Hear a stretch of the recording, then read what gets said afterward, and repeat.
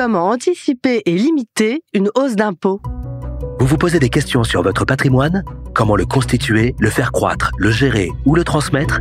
Le particulier et ses experts vous écoutent et vous conseillent en toute indépendance. Votre patrimoine à la loupe, un podcast imaginé par le particulier. Je suis Pauline Janico, journaliste au particulier, et je vais consacrer cet épisode à Anne, 54 ans. Cette médecin libérale vit à Marseille. Divorcée, elle a une fille de 23 ans, Sandra, qui termine ses études en région parisienne. Aujourd'hui locataire, Anne envisage d'acheter un logement pour y vivre, mais elle veut se laisser un peu de temps pour trouver le bien idéal. Elle vient de vendre sa résidence secondaire dont elle est propriétaire pour un montant de 190 000 €. Mais elle s'inquiète de l'impôt sur la plus-value qu'elle va devoir payer. Elle craint aussi une hausse de son impôt sur le revenu lorsque sa fille aura quitté son foyer fiscal. Alors comment anticiper cette charge supplémentaire ?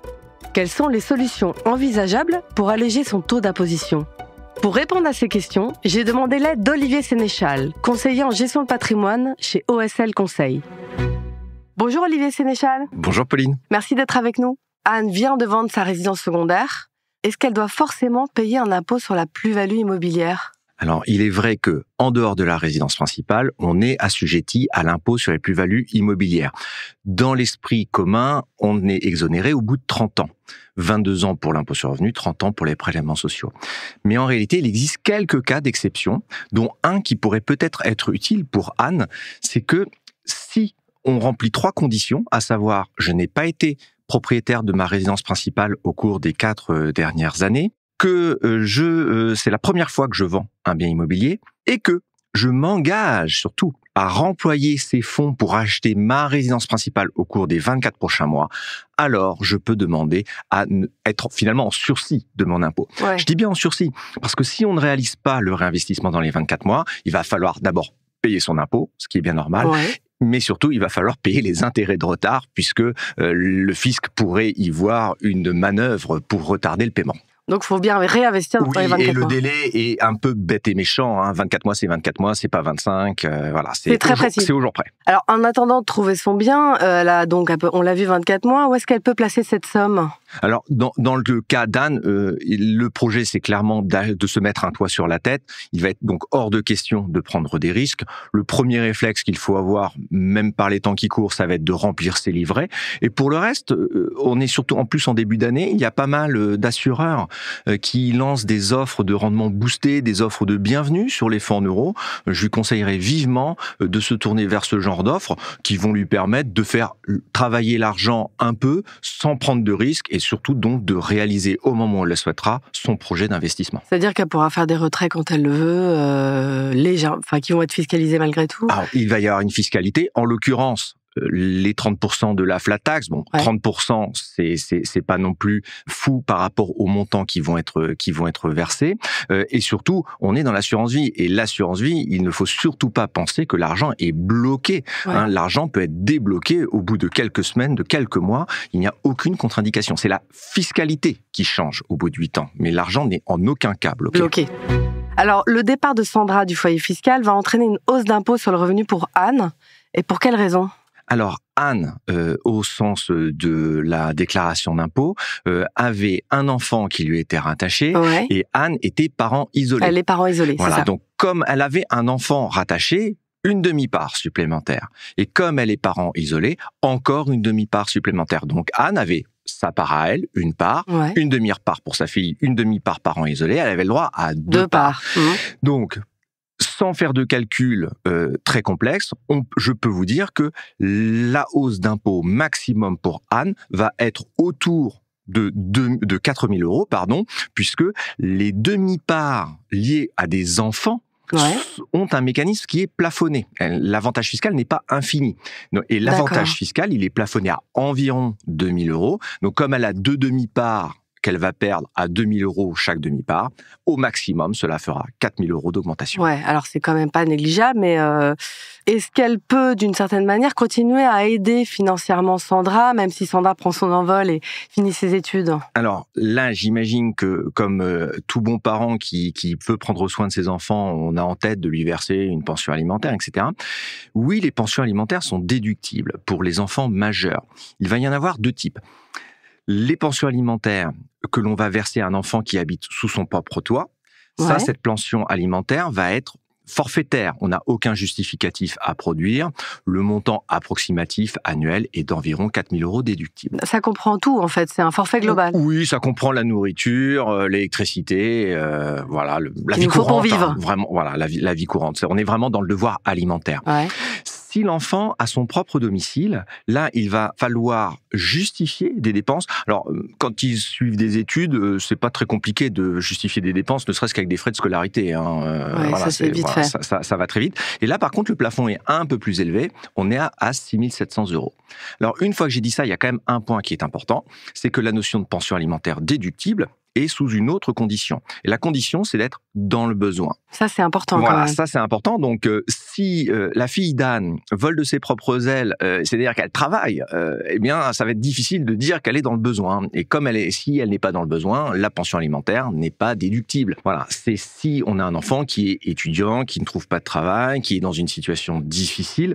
Oui, en effet, la pension sera déductible. Là, ça se justifie pour le coup. Tout Il faut à faire fait. très attention, j'imagine, à ce type de... Et oui, surtout que la notion d'être dans le besoin est assez restrictive. Il y a un peu de jurisprudence sur le sujet. Et concrètement, quelqu'un qui travaille au SMIC n'est pas quelqu'un qui est considéré dans le besoin. Donc on voit bien que dès qu'on a un travail à temps plein, par définition, Ça on est au rentre pas dans SMIC les et par cases. définition, on n'est pas dans le besoin.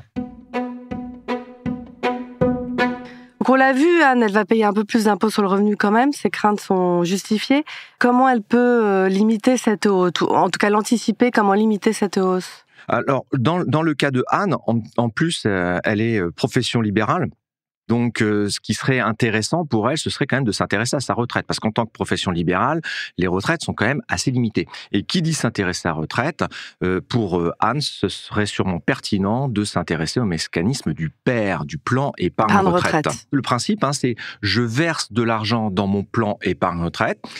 J'ai mis 100 € Ouais. et je vais avoir immédiatement une réduction d'impôt à hauteur de ma tranche marginale. On imagine qu'elle est dans la tranche marginale à 30%, c'est la plus commune des gens qui sont imposables. Eh bien, j'ai mis 100, j'ai une réduction d'impôt de 30. Les impôts vont immédiatement me restituer 30. Donc, je vais avoir 100 dans une enveloppe et on va me restituer 30. Et je pourrai débloquer cet argent-là principalement le jour où je serai à la retraite. Il y a quand même quelques rares cas de déblocage anticipé malgré tout. Oui, tout à fait. Alors, il y a des cas, il y a un cas qui est un peu tordu, c'est la résidence principale. Ouais. Et c'est une fausse bonne idée, puisque si on sort l'argent pour la résidence principale, cet argent qui va sortir va être considéré comme un revenu. Donc, la réduction d'impôt qu'on m'a donnée de la main gauche, on va me la On la reprendre récupère immédiatement à de la la main droite. sortie. Ça n'a strictement aucun intérêt, Ouais. sauf si c'est un impératif absolu. Et les autres cas sont ce que j'appelle, moi, les cas pas drôles, des cas d'invalidité, voilà, les cas de surendettement, les cas qu'on n'a pas tellement envie de rencontrer. Mais, en effet, il faut quand même savoir que ça pourrait servir de bouée de sauvetage dans l'hypothèse où on serait confronté à un sujet comme celui-ci. Et c'est vrai que le PER est tout à fait adapté elle est profession libérale, Oui, donc c'est tout à fait. vraiment adapté à son cas, pour le coup. Oui, parce que les retraites complémentaires des professions libérales sont faibles, donc Ouais. mais il y a une raison, c'est pour ça que les cotisations sociales sont faibles. moins élevées, Ouais. c'est parce qu'il y a moins de droits de retraite acquis, et cet argent qui est entre guillemets épargné en matière de cotisations sociales, il faut le mettre de côté pour soi-même, pour ses vieux jours. Et donc, dans le cas de Anne, ce qui serait potentiellement intéressant, je pense, ce serait qu'elle pense bien à faire 2 PER. Pourquoi de PER? Alors, ça, c'est un petit peu technique, mais je pense que c'est vraiment important. Quand vous, moi, n'importe qui dans la rue a le droit de faire un PER, ce qu'on appelle de droit commun. Ça, c'est le simple fait d'être un citoyen, un contribuable fiscal français, on a le droit à un PER à condition d'être majeur. On peut le souscrire, quoi. N'importe qui, À on peut le partir de souscrire. 18 ans, et en théorie, il n'y a même pas de limite d'âge. On le verse. Et ça, on va l'alimenter à partir de son compte personnel. Ouais. D'accord ? Et ça, c'est ce que j'expliquais, ça va nous donner la réduction d'impôt. Et on a des plafonds qui sont applicables. Mais quand on est TNS, donc travailleur non salarié, quand on est profession libérale comme Anne, non seulement on est un citoyen comme tout le monde, et donc on a le droit à cette enveloppe, mais en plus on a le droit à une enveloppe spécifique des travailleurs non salariés. Comme ces travailleurs non salariés, là, elle va avoir la possibilité d'alimenter ce plan à partir de son compte professionnel. Il faut faire attention à ça, c'est-à-dire c'est vraiment l'alimente par son compte professionnel. Oui, c'est l'alimentation par le compte professionnel. Et par expérience, je pense que il est important d'avoir 2 plans pour se dire, celui-ci est alimenté par le compte professionnel, c'est celui-ci que je vais donner à l'expert comptable, celui-ci, il est alimenté à compte personnel, je vais le gérer moi-même Parce que au niveau de la déclaration d'impôt, évidemment, tout étant peu simple, eh bien, le compte personnel ne va pas se déclarer sur la même ligne que celui alimenté par le compte professionnel. Ok, il y a 2 lignes distinctes. Et ça évite les retraitements, et qui dit éviter le retraitement, dit limiter les erreurs. Et dans ces cas-là, il y a 2 plafonds différents, mais on peut les cumuler. Ouais. Tout à fait. Alors, il y a 2 plafonds différents. Le plafond, ce que j'appelle le plafond droit de commun. Versement. Voilà, le droit commun, c'est pour tout le monde, c'est 10% de ses revenus imposables. Ouais. Donc, si je suis salarié, je gagne 80 000 €, je suis imposable sur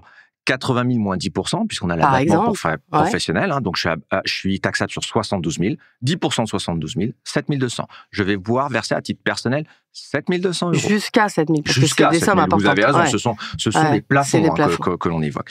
Dans le cas de Anne, c'est un petit peu différent. Elle est profession libérale.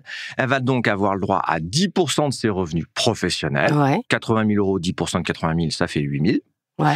Mais elle va avoir le droit à un deuxième plafond, celui des travailleurs non salariés. Et là, il est un petit peu plus complexe à calculer. On doit s'intéresser au plafond annuel de la sécurité sociale. Oula. Arrondissons-le à 50 000 €. Ouais. Elle est payée 80 000. On va faire 80 000 moins le plafond annuel de la sécurité sociale. On va donc trouver 30 000. Et ce 30 000, on va le multiplier par 15%. D'accord. Et ça, c'est le plafond supplémentaire. Et donc, elle va avoir le droit à une enveloppe de 8 000 liée au droit commun et une enveloppe de 4 500 liée à son statut particulier de travailleur non salarié. Ces plafonds-là, ils sont un peu compliqués, vous les expliquez très bien. On les a sur sa feuille d'impôt? Alors, malheureusement, non. Ouais. Le plafond de travailleur non salarié, il est calculé par l'expert comptable ou par le professionnel lui-même en temps réel à ses risques et périls. Ouais. Et concernant les plafonds de droit commun, ils sont indiqués sur l'avis d'imposition.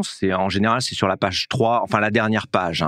Voilà, il y a un tableau avec plusieurs lignes, plusieurs années. Et là, attention, les chiffres qui sont indiqués sont à titre informatif sous la responsabilité du déclarant. C'est-à-dire que si vous avez mal déclaré par le passé des plafonds d'épargne, des mécanismes d'épargne retraite, les chiffres qui seront indiqués sont mécaniquement faux, puisque l'administration fiscale n'a pas pu vérifier. Et donc, vous ne pouvez pas vous targuer d'avoir sur la feuille d'impôt un plafond à 5 000 €, verser 5 000 € et dire « moi, j'ai le droit de verser 5 000 €. Ça ne marche pas comme ça. L'administration fiscale est fondée à dire « non, vous avez mal déclaré, le 5 000 était faux, vous avez le droit à 0, vous avez versé 5 000, tant pis pour vous ». Donc, vraiment, l'épargne retraite, c'est quelque chose de technique sur lequel on rencontre énormément d'erreurs. Donc là, il faut quand même être conseillé quand même, malgré tout. Et surtout sur des gros chiffres, bien entendu. On parle beaucoup du PER, il y a de nombreux produits, les frais sont assez élevés. Comment le choisir ? Je pense que la première question, il y a quand même quelque chose, c'est que ça ne se décrète pas toujours de là où on va aller. Déjà, c'est sa propre sensibilité. Est-ce que je suis à l'aise avec les placements financiers ? Est-ce que c'est un sujet qui m'intéresse ? Parce que clairement, quelqu'un qui est à l'aise, que ça intéresse, qui a envie de se documenter, je ne pourrais que lui conseiller de prendre un PER en ligne. C'est sûr, c'est ce qui va minorer ses frais. Il va avoir pas de frais d'entrée, il va avoir des frais de gestion limités. S'il est autonome, c'est parfait. Après, une fois qu'on a dit ça, si on n'est pas capable de faire ça, et honnêtement, le PER est une enveloppe extrêmement technique. Complexe, surtout on le voit sur le plafond quand même. Et puis, je ne vous cache pas qu'en termes d'ingénierie patrimoniale, de protection de la famille, on peut faire des choses quand même extrêmement raffinées. Bon, si là, on veut plutôt aller dans ce domaine-là, je pense qu'il est indispensable de se faire aiguiller par un professionnel, soit son banquier, que ce soit un conseiller en gestion de patrimoine. Là, je dirais quand même qu'il faut être vigilant. Il y a quelque chose qui va être décisif, notamment les frais d'entrée. Et là-dessus, je pense qu'il faut quand même être assez intransigeant en termes de négociation. Et si on n'est pas près de 0, voire même à 0. C'est quand même un peu exagéré. Je pense qu'il y a matière à discussion. Très bien, écoutez, merci beaucoup pour toutes ces réponses. Je rappelle que vous êtes conseiller en gestion de patrimoine chez OSL Conseil. Merci d'avoir écouté cet épisode. Vous pouvez retrouver votre patrimoine à la loupe sur Figaro Radio et toutes les plateformes de podcast.